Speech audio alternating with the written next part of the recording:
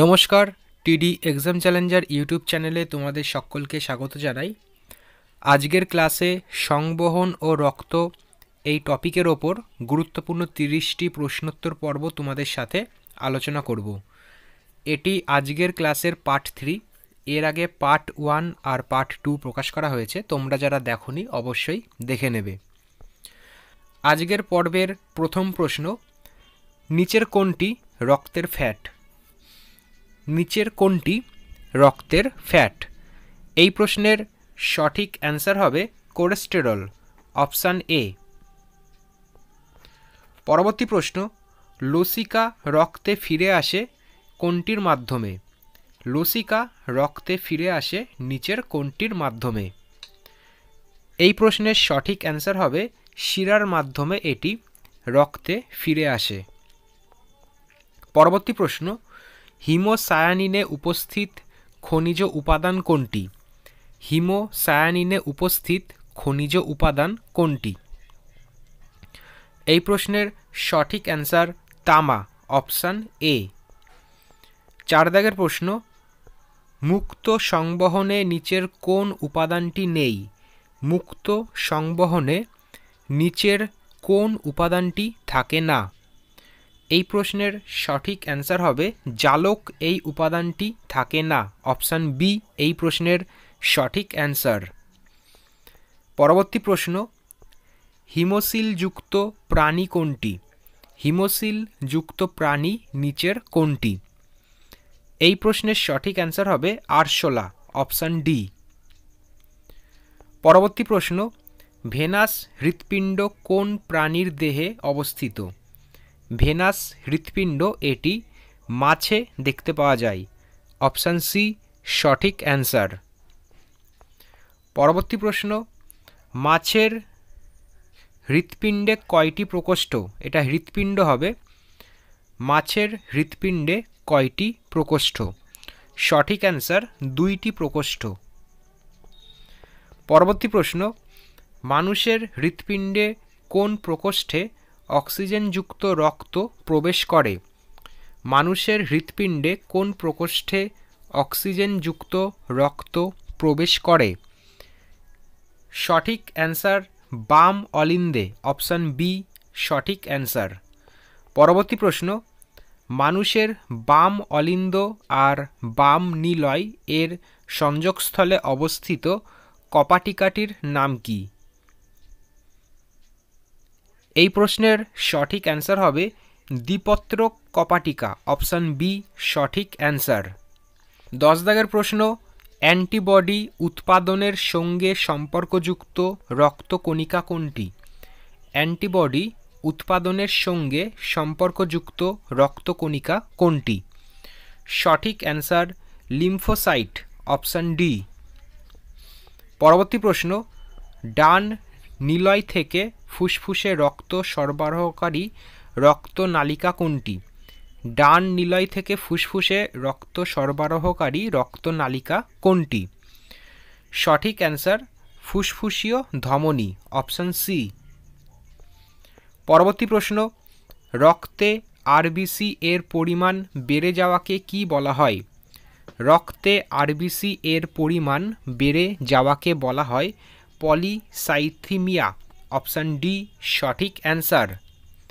পরবর্তী প্রশ্ন, রক্তে অনুচক্রিকার পরিমাণ কমে গেলে যে রোগ হয় সেটি কোনটি? রক্তে অনুচক্রিকার পরিমাণ কমে গেলে পারপিউরা এই রোগটি দেখতে পাওয়া যায়, অপশান এ সঠিক অ্যান্সার। পরবর্তী প্রশ্ন, মানব হৃৎপিণ্ডের কোন প্রকোষ্ঠ থেকে বিশুদ্ধ রক্ত সারা দেহে পৌঁছায়? মানব হৃৎপিণ্ডের কোন প্রকোষ্ঠ থেকে বিশুদ্ধ রক্ত সারা দেহে পৌঁছায়? সঠিক অ্যান্সার বাম নিলয়, অপশান ডি। পরবর্তী প্রশ্ন, রক্ততঞ্চনের জন্য দায়ী রক্তকণিকা কোনটি? রক্ততঞ্চনের জন্য দায়ী রক্তকণিকা কোনটি? থ্রোম্বোসাইট, সঠিক অ্যান্সার। 16 দাগের প্রশ্ন, একজন প্রাপ্তবয়স্ক সুস্থ পুরুষের প্রতি ঘন মিলিমিটার রক্তে আরবিসির গড় পরিমাণ কত? এই প্রশ্নের সঠিক অ্যান্সার হবে 50 লক্ষ, অপশান বি। পরবর্তী প্রশ্ন, হৃৎপিণ্ডের স্বাভাবিক পেসমেকার কোনটি? হৃৎপিণ্ডের স্বাভাবিক পেসমেকার নিচের কোনটিকে বলা হয়? সঠিক answer SA node, option A. পরবর্তী প্রশ্ন, মানুষের রক্তে রক্তরস কত শতাংশ থাকে? মানুষের রক্তে রক্তরস থাকে 55%, অপশান সি সঠিক অ্যান্সার। পরবর্তী প্রশ্ন, মানুষের রক্তে রক্তকণিকা থাকে কত শতাংশ? মানুষের রক্তে রক্তকণিকা থাকে 45%, অপশান সি সঠিক অ্যান্সার। 20 দাগের প্রশ্ন, রক্তরসের মধ্যে জল থাকে কত শতাংশ? রক্তরসের মধ্যে জল থাকে 90%, অপশান ডি। পরবর্তী প্রশ্ন, প্রতি 100 মিলিমিটার শিরাবাহিত রক্তে অক্সিজেনের পরিমাণ কত? প্রতি 100 মিলিমিটার শিরাবাহিত রক্তে অক্সিজেনের পরিমাণ হচ্ছে 14 মিলিমিটার, অপশান বি। পরবর্তী প্রশ্ন, মানুষের স্বাভাবিক হৃৎস্পন্দনের হার কত? মানুষের স্বাভাবিক হৃৎস্পন্দনের হার কত? সঠিক অ্যান্সার 70 থেকে 80 বার, অপশান সি সঠিক অ্যান্সার। পরবর্তী প্রশ্ন, হৃৎপিণ্ডের গতি বৃদ্ধি পেলে নিচের কোন ঘটনাটি ঘটে থাকে? হৃৎপিণ্ডের গতি বৃদ্ধি পেলে রক্তচাপ বেড়ে যায়, অপশান এ সঠিক অ্যান্সার। পরবর্তী প্রশ্ন, রক্ততঞ্চনের পর জমাট বাঁধা রক্তের ওপর যে হালকা হলুদ বর্ণের তরল পড়ে থাকে তাকে কি বলা হয়? যে হালকা হলুদ বর্ণের তরল পড়ে থাকে তাকে সিরাম বলে, অপশান ডি এই প্রশ্নের সঠিক অ্যান্সার। পরবর্তী প্রশ্ন, রক্তরসে উপস্থিত অপ্রোটিন নাইট্রোজেন কোনটি? এই 4টে অপশানের ভেতর এই প্রশ্নের সঠিক অ্যান্সার হবে ক্রিয়েটিনিন, অপশান এ। 26 দাগের প্রশ্ন, শ্বেত রক্তকণিকার মধ্যে দানাদার শ্বেত কণিকার পরিমাণ কত? শ্বেত রক্তকণিকার মধ্যে দানাদার শ্বেত কণিকার পরিমাণ কত? এই প্রশ্নের সঠিক অ্যান্সার হবে 75%, অপশান সি। পরবর্তী প্রশ্ন, যে শ্বেত রক্তকণিকা যকৃৎ এবং প্লীহাতে উৎপন্ন হয় সেটির নাম কি? যে শ্বেত রক্তকণিকা যকৃৎ এবং প্লীহাতে উৎপন্ন হয় সেটি কি নাম?